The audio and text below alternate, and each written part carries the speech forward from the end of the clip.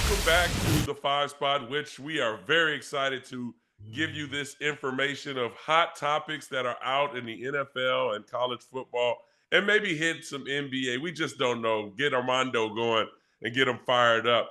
But let's start with the biggest game this weekend with the Philadelphia Eagles and the Dallas Cowboys. Obviously, a lot of questions in Dallas because of the competition that they played thus far. Dak Prescott has been playing outstanding. In my eyes, he's probably number one in the MVP voting. What we've seen so far from the offense of Dallas is spreading the ball around, getting CeeDee Lamb, their number one receiver, at least 9 targets a game, which will lead to multiple catches and 100-plus yards. You could easily put him in the top receiver category with Tyreek Hill and others. But when I look at this Dallas Cowboy team, things have changed. Things have changed since the last Philadelphia Eagle game. And we can look at Dak Prescott, but I'll look more at the full football team of the way they've been kind of orchestrating their offense with the play action game. Dak Prescott's utilizing his legs. You're starting to see Cooks getting a little bit more involved. Defensively, they're applying pressure to opposing quarterbacks. We all know that Bland possibly could be the defensive player of the year this year with 6 or more pick sixes and multiple interceptions. Gilmore's been playing well. We all know Michael Parsons is one of the best defensive ends in the game.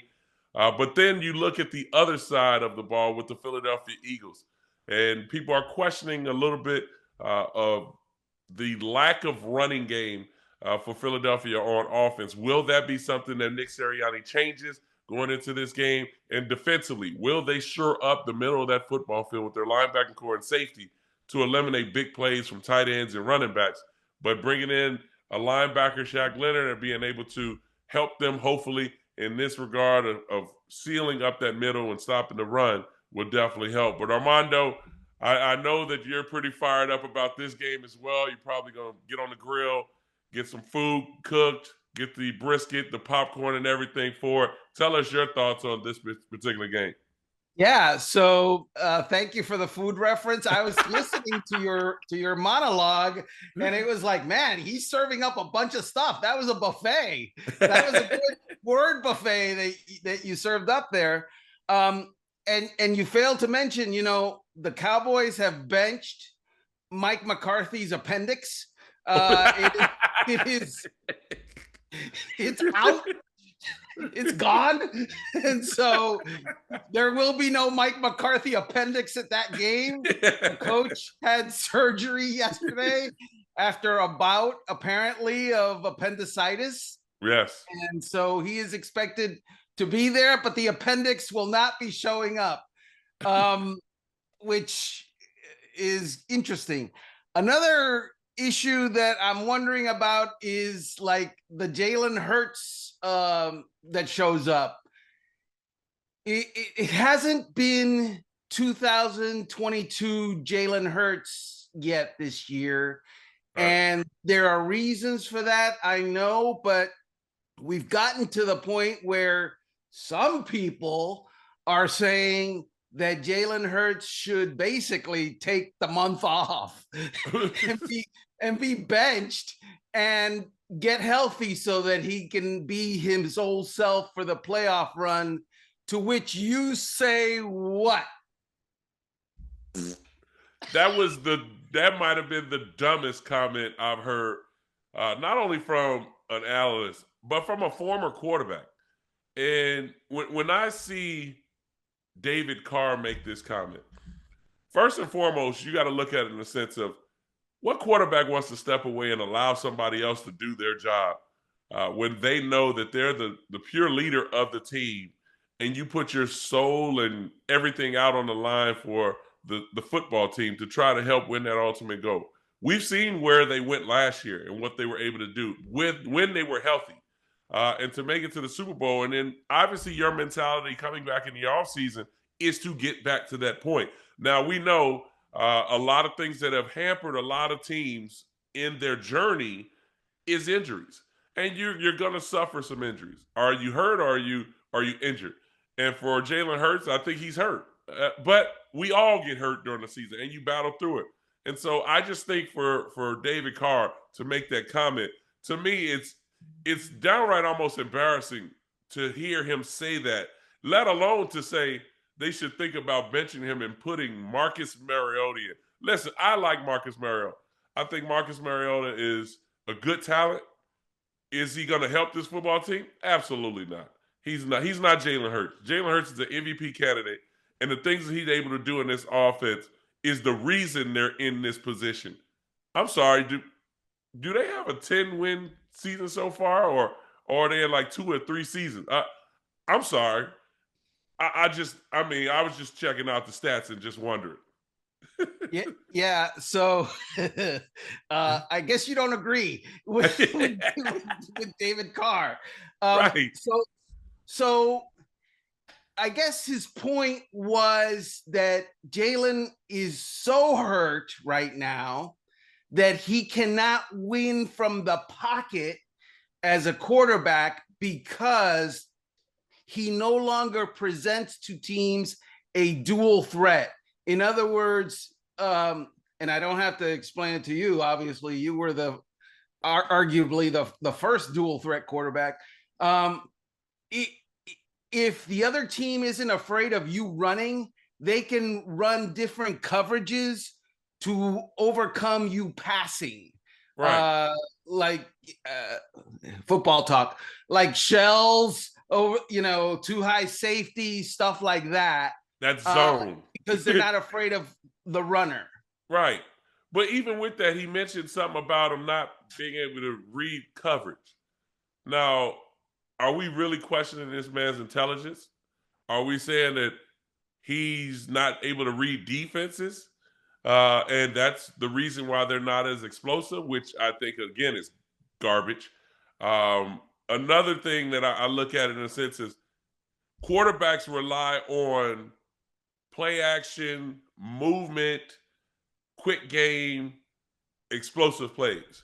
There's not just anyone just dropping back and just letting it fly. Now, again, the thing that they're lacking is the ability to run the football. And that doesn't mean all just Jalen Hurts. That means turn around and get the ball to DeAndre Swift. That means just give the ball to Gainwell.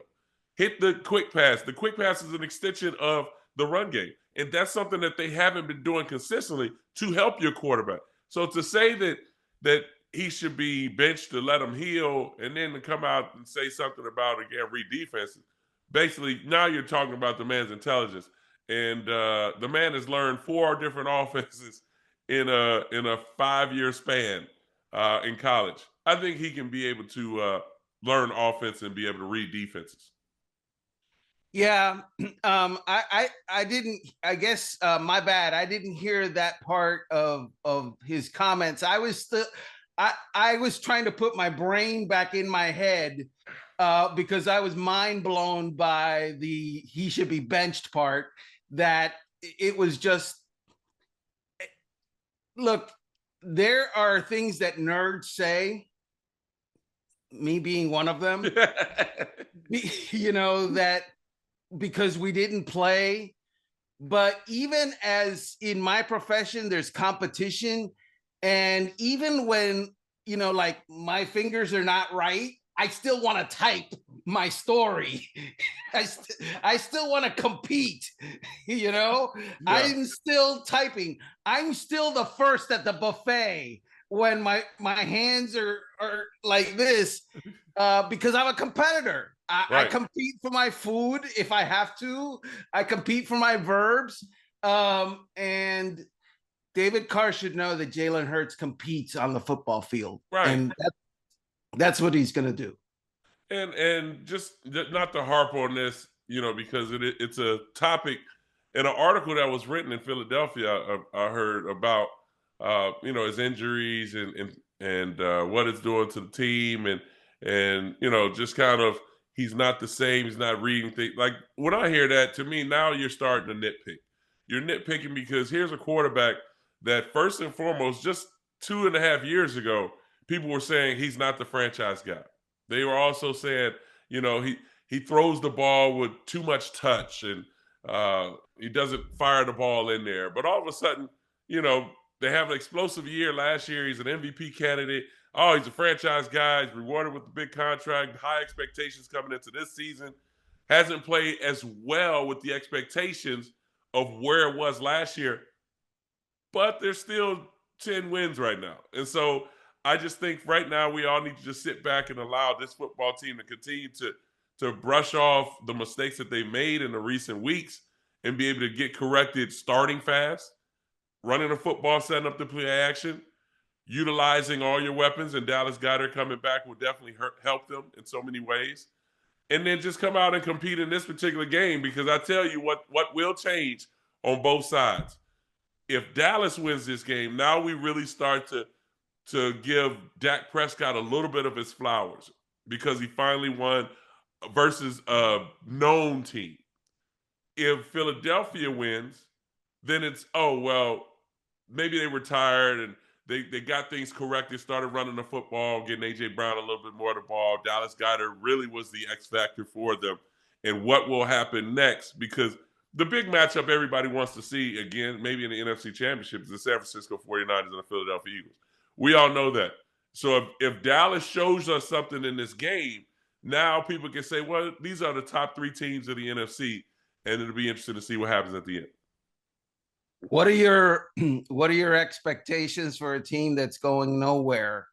And Zach Wilson getting the start again this week with the New York Jets, despite the fact that there are numerous reports that he was reluctant to take back the reins of the offense because he didn't want to perhaps stand behind the worst offensive line in New York Jets history and get destroyed.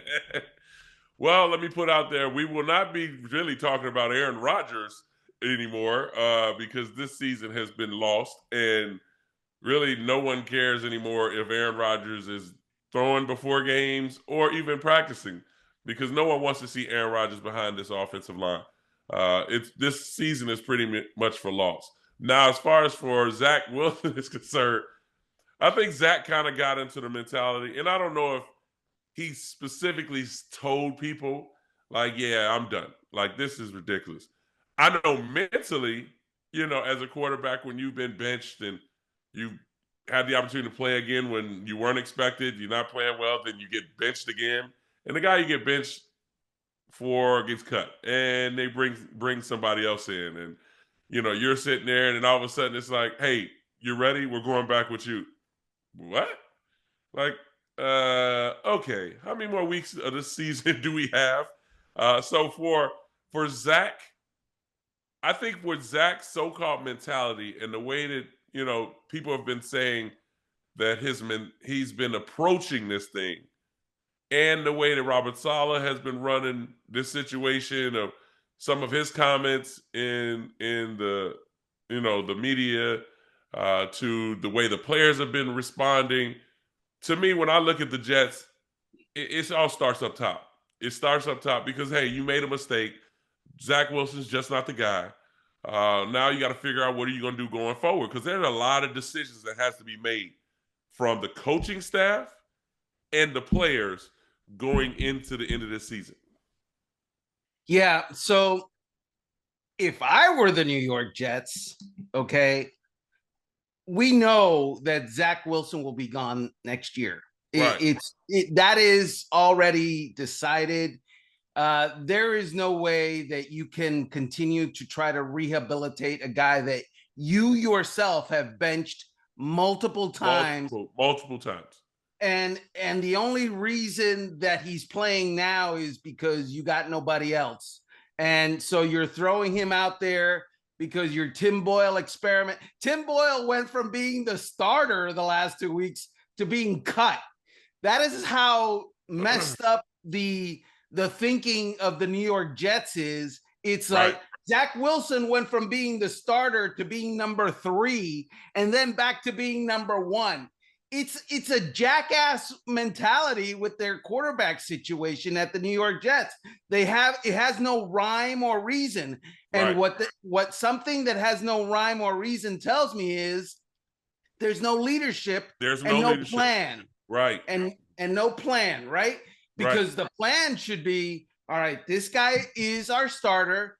And Right. if he's not the best guy, he's obviously the second best guy. Why are we putting him at number 3 so that we can try out Trevor remember I said that. Yes, remember I said that last show. I was like, how do you drop a starter to number 3? Because remember the conversation, I want to say for about 3 weeks, remember they brought up Trevor Siemian? It was like, they should put Trevor Siemian. Where's Trevor Siemian? It's like, where's Waldo?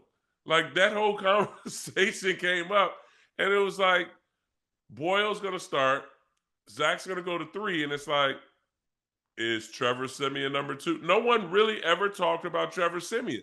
And so if you go Boyle, then you would think with Trevor Siemian supposed to be behind him, let Trevor Siemian get a chance. But obviously they have no confidence in any of them at this particular point. Well, Trevor Siemian got his chance for, I think, like a quarter last week, and it was a disaster. Which, again, speaks to what? It speaks to what you believe is going to be okay, and then we see it, and it's an unmitigated disaster. Right. So you have to be accountable for thinking that it was going to be okay. And that speaks to the personnel department and the coaching staff. I get it. Zach Wilson isn't there. Right. But he hasn't exactly been put in a, you know how they say, the coaches always say, we're going to put our guys in the best situation to succeed. That has never been the case with Zach Wilson in New York. He's never been put in the best situation to succeed. I don't think he's going to be good, but I don't think he's as terrible or going to be as terrible as what he's been with the Jets, because what they have done is they have multiplied bad. They've got bad everywhere, and it makes the quarterback look worse than what he actually is. And it matters because next year they're going to put Aaron Rodgers back in there at 41 years old. Good luck with making that look good after he comes back from an Achilles injury. Good luck with that. Well, as far as Zach is concerned, I think it was contagious to the football team and the mentality. And you watch one of the top defenses it's going through the motions almost. You know, you got guys flying around, you got some missing tackles. My bad. You know, some guys not in the right position. My bad. Then offensively, they get a chance to sit there and watch 6-play drive punt. And it's like, defense, back up. The thing about a lot of these coaches' mentality, and you brought up Aaron Rodgers, it's almost like I compare LeBron and Aaron together right now. Because at that age, it's kind of like, oh, well, we still have Aaron. And it's like, okay, but what is Aaron working with? Because we all know when things aren't going well, Aaron's going to call it out. He's going to, we need to do better offensive line. You know, I got to do a much better job putting them in the position, making the right checks, making the right read. But we got to block. It's like, did you just call out the O-line? Like, and then try to make it seem like you didn't? If guys are dropping balls, you know, or, you know, they're not calling the right plays. Because really the thing that I look at in a sense is it starts with Nathaniel Hackett. Nathaniel Hackett really didn't, I mean, we try to do this kumbaya moment or the high motivating moment when Sean Payton made his comments. But when you really look back at those comments Sean Payton made and the way things are going now, it makes you start to really wonder, like, maybe Sean was right. People may not say it because of the way it came out and it looked bad and the Jets were like, oh, well, that's our guy and how could he say that? And, you know, hey, it's karma. Then they they end up beating the Broncos. Like, that's great. But if you really look at his comments and what he said, it's going on right now with the Jets. So there are a lot of decisions that's got to be made with Robert Saleh, especially with a 40-plus-year-old quarterback coming back. Are you putting that much pressure on Aaron to change this thing around himself? And by the way, Aaron Rodgers may be an MVP, former MVP guy 4 times over, and a future Hall of Famer, but I don't want him being the general manager anymore of the New York Jets because that's been a mess. Right. Let's see. The Green Bay gang in New York has been terrible. Alan Lazard has been a healthy scratch, got benched. Patrick Cobbs another guy that was brought over because of Aaron. Randall Cobb, sorry. A healthy scratch. Hackett, a guy that was called basically in because they knew that they were going to go with Aaron. He's not that good, and Aaron keeps saying, "I won the MVP with him." No, he wasn't the play caller when Aaron Rodgers won the MVP. So he's running the offense that won the MVP, but that's not the play caller who won the MVP. Right. Tim Boyle, another guy from Green Bay, he's gone. Where has the success? Is Billy Turner going to be the grand success of the Green Bay project for the New York Jets? I mean, that's a bad day when you commit so much resources to bringing in so much talent from elsewhere, and now you understand why elsewhere got rid of that talent. Well, I mean, we all know energy levels go high, attitudes rise to the ceiling, and comments usually lead to being made.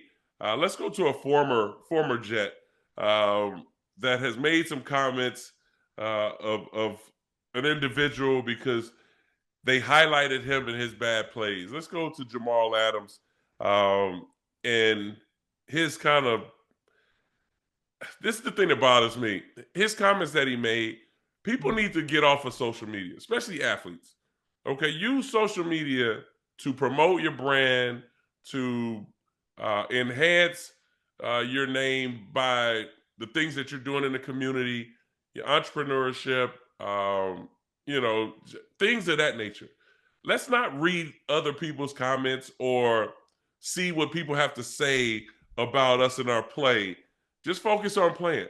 Jamal Adams decided to fire back at one of the media members in New York. And listen, they made a funny about you, or highlighted some of your bad plays. Let it go.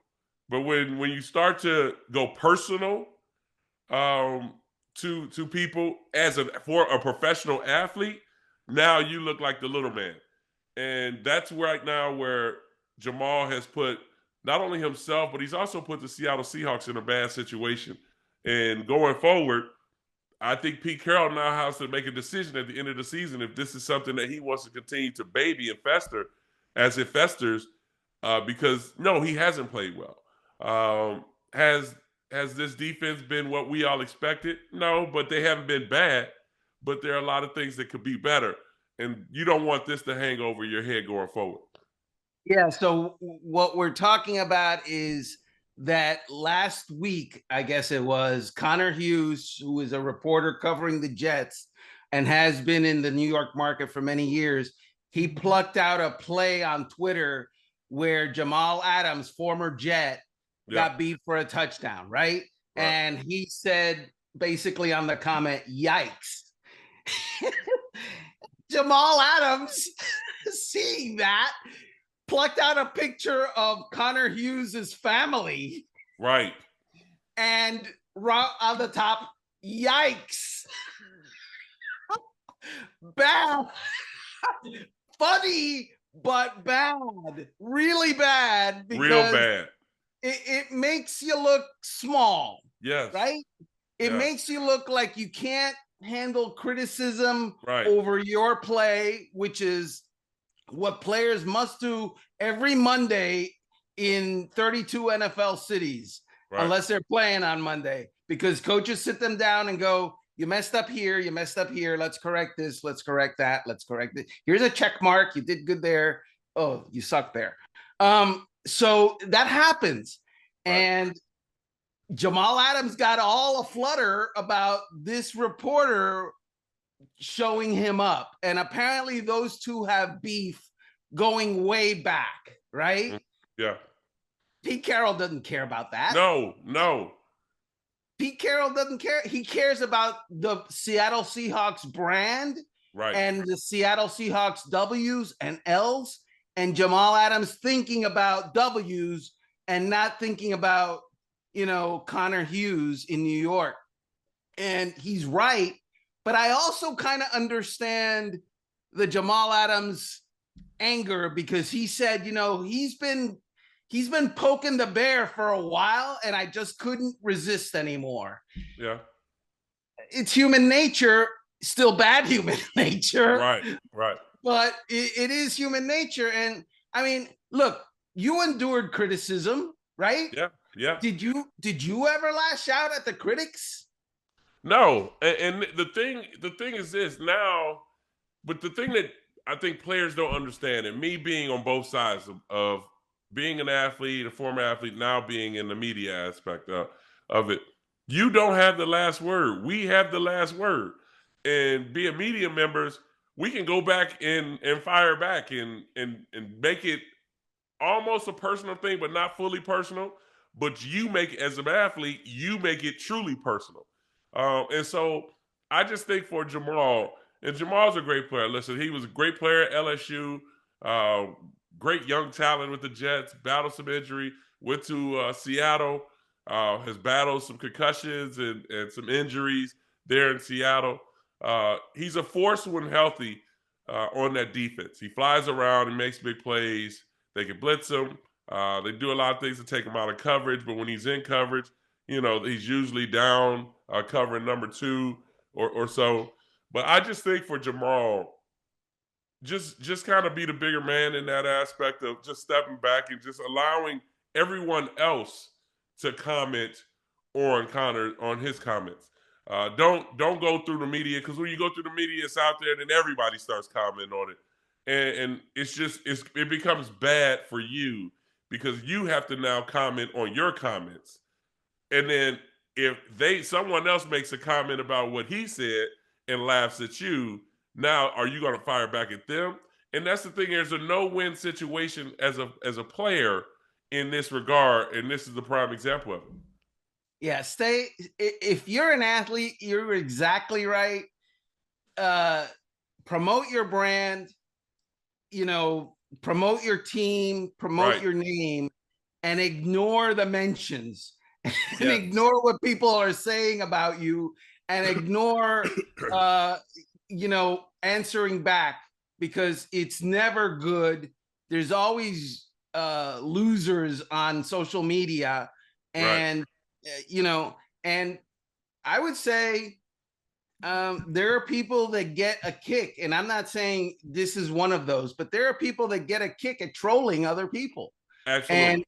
And if it's personal, they go after people because it has been personal. Right. So yeah, it's a no-win situation. By the way, he's deleted the tweet. Do they call it tweet on X again still, or I don't know if they call it a trend, or I don't know. It's hard even saying X. It's when we're so used to saying Twitter, it's like now we're like on X, like his tweet on X. Like, I don't know. We'll figure that out as we go along forward. Let's move to college, because some of our comments that we made, we got a lot of praise for our comments about the decisions that they made of who are the Final Four. But let's extend it a little bit, Armando, of just now knowing what direction that this is going in with the 12 teams. Let's remember, we talked about it a little bit. Where does this now put the Power 5 teams when it comes to now 12 teams? When you've been at 4 teams for this long, now all of a sudden you're expanding to 12 teams, and the realignment is going on. It's the realignment with USC, UCLA going to the Big Ten, Stanford and Cal are going to ACC, Oregon's going Big Ten. I think Washington are they going Big Ten as well? So it's just right now with the alignment of where we are in the playoffs, that this whole Florida State debacle is going to become a problem going forward. Yeah. A problem that the wrong people are getting involved in, bro. Let's talk about it. See how I set you up right there? Yeah, thank you. Thank you, Magic. I appreciate that. I appreciate that. So I live in Florida, right? Yes. I live in Florida. Wonderful state, great place to be. It's 50 degrees outside right now. Very nice. Here comes And it. What's that? Here it comes. Let it go. The butt. And it ain't. Yeah, but we got stupid politicians sometimes. So the governor of Florida has seen the whole FSU problem. Right. And he has earmarked $1 million in the state budget so that if they want to litigate the whole college football committee decision, Florida State can tap into that $1 million of taxpayer money, my money, to sue college football. I don't feel comfortable with that. I'm not happy. $1 million. I'm not. Yeah. I mean, really? There's not like a highway we could like improve with that all money? That traffic out in Florida. Yes, I agree. Yeah. There's not like a shelter or something we can build. There's not like taxes we can lower if you've got $1 million that you could just throw around to a litigation fund. Maybe also teach some stuff in school about African Americans. Something. I don't need FSU tapping into $1 million legal fund. I don't. Right. And I don't agree with it personally. And it has nothing to do with the fact that I went to the University of Miami. Which is in what conference? The ACC. And lost to Florida State. That has nothing to do with it. That has nothing to do with it. It has nothing to do with it. I promise you that. It has to do with, just we have a senator who has written an op-ed in the Tallahassee Democrat and has made it very clear. He wrote a letter to the chairman of the college football bowl committee or whatever committee it is that made this decision, and he wants to see the records. He wants to see the votes of how they voted. And I'm thinking, look, and by the way, let me tell you, both of these guys are Republicans. It's not a Republican Democrat thing. Last year, the House Oversight Committee, run by Democrats, was up the craw of the Washington Commanders. And in my mind, the same thing applies. I want my politicians improving the country, doing good for the country, not getting involved in college football or professional football, for that matter. That's not why I vote for these people. So you're not going by their knowledge of the games and to help you understand a little bit more of what's going on third down, why they decided to punt, why decisions are being made, why aren't they running the football? Why are you voting for one team and not the other? Why are you... what? I mean...